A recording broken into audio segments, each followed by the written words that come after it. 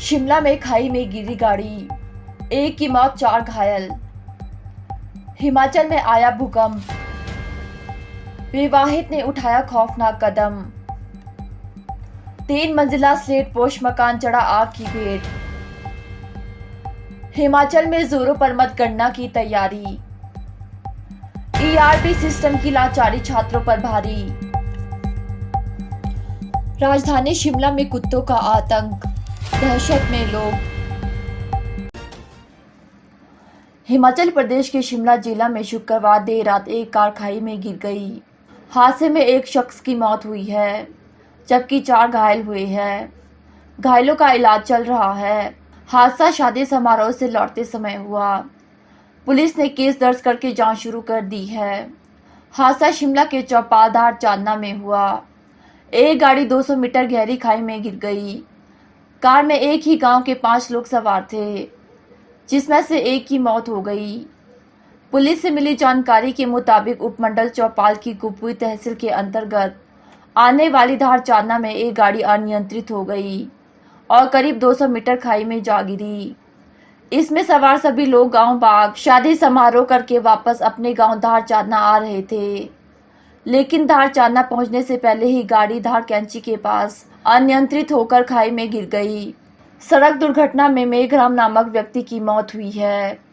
सभी चौपाल के धार चांदना गांव के रहने वाले हैं। पुलिस ने मामला दर्ज कर लिया है। घायलों की हालत स्थिर बनी हुई है। दुर्घटना का कारण गाड़ी का स्किड होना माना जा रहा है। हिमाचल प्रदेश में आधी रात को भूकंप के झटके महसूस किए गए। भूकंप के झटके इस बार जिला चंबा की चुराह तहसील में जमीन की सतह से 5 किलोमीटर नीचे दर्ज किए गए।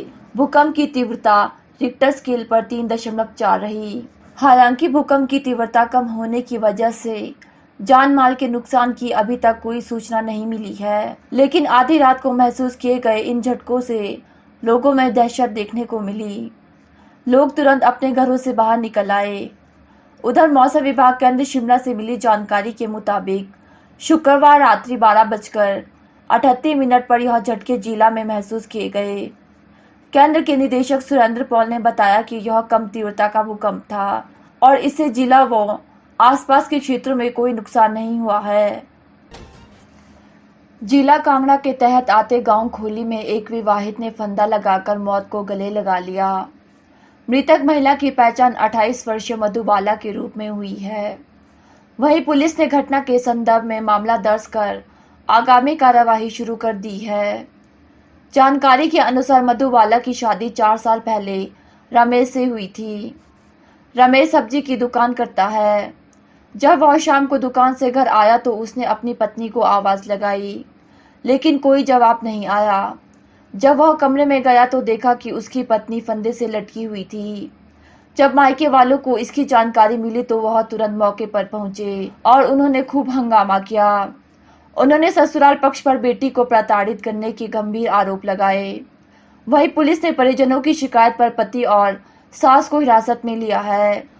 मृतक महिला अपने पीछे 3 साल की बेटी को छोड़ गई है। पुलिस मामले की जांच पड़ताल कर रही है। हिमाचल प्रदेश में आग की घटनाएं निरंतर बढ़ती ही जा रही है। अब जिला कुल्लू के ऐतिहासिक गांव मलाणा के साथ लगते अतोदंग में 3 मंजिला स्लेट पोश मकान आग की भेंट चढ़ गया।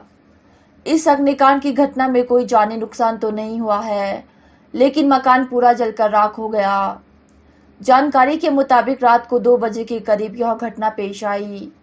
मकान में जब आग लगी तो परिवार के लोग तुरंत घर से बाहर निकल आए। वहीं मकान में आग भड़कती देख ग्रामीणों ने आग पर काबू पाने के हर संभव प्रयास किए, लेकिन उनकी कोशिश आग के आगे नाकाफी साबित हुई। लेकिन ग्रामीणों ने मकान की निचली मंजिल में बंद 30 भेड़ बकरियों को सुरक्षित बचा लिया। वहीं प्रशासन की ओर से प्रभावित परिवारों को 10,000 रुपये की फौरी राहत प्रदान की गई है। उधर उप तहसील जरी के नायब तहसीलदार भरत भूषण ने कहा कि इस घटना में पीड़ित परिवार को 10 लाख का नुकसान हुआ है।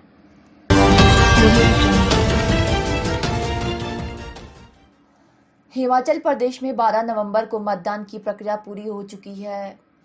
8 दिसंबर को सभी 68 विधानसभा में हुए चुनाव के नतीजे आने हैं।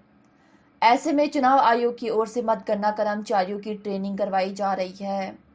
यह ट्रेनिंग 2 अलग अलग दिन में होनी है। शनिवार को शिमला में कर्मचारियों की ट्रेनिंग का पहला सेशन किया गया। कर्मचारियों की ट्रेनिंग का दूसरा सेशन 7 दिसंबर को किया जाएगा। ट्रेनिंग सेशन के दौरान मतगणना कर्मचारियों को मतगणना के दौरान बरती जाने वाली सावधानियों के बारे में बताया जाएगा। इस ट्रेनिंग का मकसद मतगणना में गलतियों को शून्य पर लाना है। जैसा कि आप सभी को मालूम है कि 8 तारीख को मतगणना होनी है। उसकी जो ट्रेनिंग है, पहली ट्रेनिंग आज कराई जा रही है। ये लगभग 380 लोगों को कराई जाएगी और सेकंड ट्रेनिंग 7 तारीख को होगी। तो उसमें डिटेल में इनको इंस्ट्रक्शंस के बारे में बताया जाएगा और मशीन्स पे भी जो है हैंड ऑन ट्रेनिंग इनको कराई जाएगी। मतगणना केंद्र जो है वो हमारे 8 स्थानों पे बने हैं, जो वो अपने अपने सब डिवीज़न के हेडक्वार्टर्स पे है। और इसके अलावा लगभग 380 के आसपास जो है कर्मचारियों की ड्यूटी इसमें लगी है अभी इलेक्शन काउंटिंग के लिए। एचपीयू में ईआरपी सिस्टम पर बवाल थमने का नाम नहीं ले रहा। 80% छात्रों के फेल होने के बाद छात्र सड़कों पर है।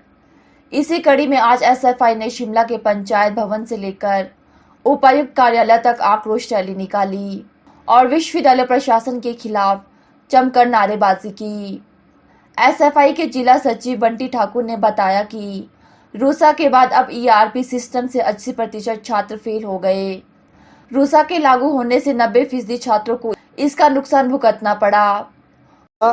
एसएफआई शिमला जिला का 2 दिवसीय सम्मेलन यहाँ पर कालीबाड़ी के अंदर होने जा रहा है। उसके साथ साथ हम लोग यहाँ पर रैली इसलिए करने जा रहे हैं कि कुछ समय पहले जो फर्स्ट ईयर का जो अभी रिजल्ट आया है 6 महीनों के बाद, उसके अंदर जो 80% स्टूडेंट जो फेल हुआ है, उस ईआरपी सिस्टम के खिलाफ हम रैली करने जा रहे हैं। इस रैली के माध्यम से, और जो हमारा मुख्य जो इशू है कि हम इस रैली के माध्यम से आम लोगों को भी ये बताना चाह रहे हैं कि जब से हिमाचल प्रदेश के अंदर स्टार्टिंग जब रूसा सिस्टम आया था, रूसा सिस्टम के अंदर भी हम ये बोल रहे थे कि आपका जो स्ट्रक्चर है वो इस लायक नहीं है कि आप इस रूसा सिस्टम को लागू कर सकते हैं। अभी हाल ही में प्रदेश सरकार, हिमाचल प्रदेश पहला ऐसा राज्य है जिसने सबसे पहले एनईपी को लागू किया है। और ये सब जो हो रहा है सिस्टम, इसका सबसे बड़ा कारण एनईपी है। और जो ईआरपी सिस्टम की हम बार बार बात कर रहे हैं, हमारे साथी नारे भी लगा रहे हैं, हम ये बोल रहे हैं कि प्रदेश विश्वविद्यालय हर साल 8 करोड़ से ज़्यादा रुपए खर्च अगर ईआरपी सिस्टम के ऊपर कर रही है, उसके बावजूद अगर आप स्टूडेंट को 6-7 महीने के बाद अगर रिजल्ट निकालने के बाद अगर आप 80% स्टूडेंट को फेल कर रहे हैं, क्योंकि आपका जो सिस्टम है और जो आपका स्ट्रक्चर है वो इस लायक नहीं है। दूसरा, हिमाचल प्रदेश जो शिक्षक संघ था, जो टीचर्स है, वो पहले स्टार्टिंग से इसका विरोध कर रहे थे और उनका मानना ये था कि जो स्क्रीनिंग सिस्टम के तहत आप जो इवैल्यूएशन करवा रहे हैं वो आपका सही नहीं आ रहा है और उसमें बहुत सारी शिकायतें आ रही थी। उसके बावजूद प्रदेश सरकार ने और विश्वविद्यालय प्रशासन ने, जब प्रदेश के अंदर सरकार थी, इसको इसलिए लागू किया ताकि जो कंपनियां हैं उनको फायदा दिया जाए। जो ठेके के जरिए जो आपका ईआरपी सिस्टम चला गया, आपका इवैल्यूएशन जो ब्रांच आपकी ठेके में चली गई है, ताकि वहां से ठेकेदारों को फायदा पहुंचाया जाए। और उसके साथ साथ हम क्या देख रहे हैं कि हिमाचल प्रदेश के अंदर 140 से ज़्यादा कॉलेजेस है और मैक्सिमम कॉलेजों के अंदर स्टाफ की कमी है। और दूसरा, बहुत सारे कॉलेज जैसे अगर फॉर एग्जांपल अगर रामपुर कॉलेज की बात करें, 5000 स्टूडेंट वहाँ पर पढ़ते हैं, मात्र 50 प्रोफेसरों के सारे कॉलेज चल रहा है। वैसे शिमला शहर की बात है, वैसे ही शिमला के अंदर जितने भी कॉलेज आते हैं और हिमाचल प्रदेश के अंदर जितने कॉलेज आते हैं, हर जगह स्टाफ की कमी है। दूसरा, जो आपके कॉलेज के अंदर जो पीटीए फीस ली जा रही है, उस पीटीए फीस का न प्रदेश सरकार न हिमाचल प्रदेश विश्वविद्यालय प्रशासन इसको लेकर कोई संज्ञान ले रहा। राजधानी शिमला में बंदरों और कुत्तों की सबसे अधिक समस्या है। शहर के हर वार्ड में कुत्ते की सबसे ज़्यादा समस्या है। लोग काफ़ी परेशान हैं। आवारा कुत्तों की समस्या लगातार बढ़ने से दहशत भी बढ़ गई है। रात के समय ये मामले बढ़ जाते हैं। कहीं ना कहीं इन बेसहारा कुत्तों द्वारा लोगों को काटने की सूचना अक्सर मिलती है। पर्यटकों को भी कुत्तों द्वारा काटने के मामले आते हैं। कुत्तों के आतंक के कारण राजधानी में पैदल गुजरना तक मुश्किल हो गया है। कई बार प्रशासन के समक्ष जनता गुहार लगा चुकी है, लेकिन कुत्तों के आतंक से कोई निजात नहीं मिल पाई। राजधानी पर्यटन की दृष्टि से एक अलग महत्व रखती है, लेकिन शहर के ऐतिहासिक क्षेत्रों में बेसहारा कुत्तों की संख्या लगातार बढ़ रही है। अगर मैं आपको बताऊं कि टोटल कितने मामले आए हैं, तो ये हमारे पास पिछले 4 महीने का रिकॉर्ड है।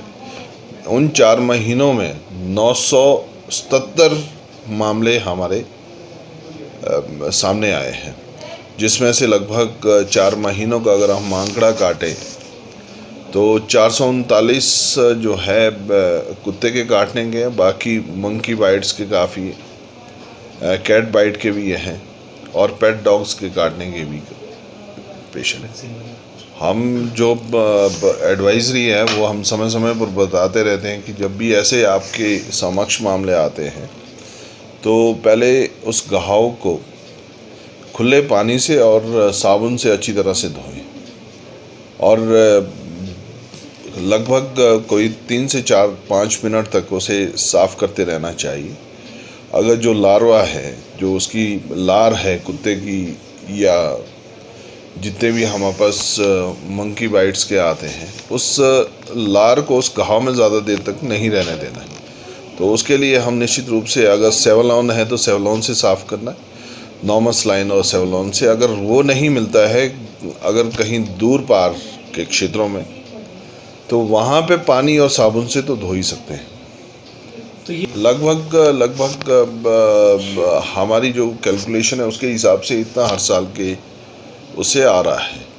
अभी जैसे सर्दियों के दिन है तो मुझे लगता है कि जितने भी मंकीज़ हैं स्ट्रीट में या स्ट्रीट डॉग्स हैं, उनको खाना शायद कम मिलता है, तो इससे ये थोड़े से फिरोशियस हो जाते हैं।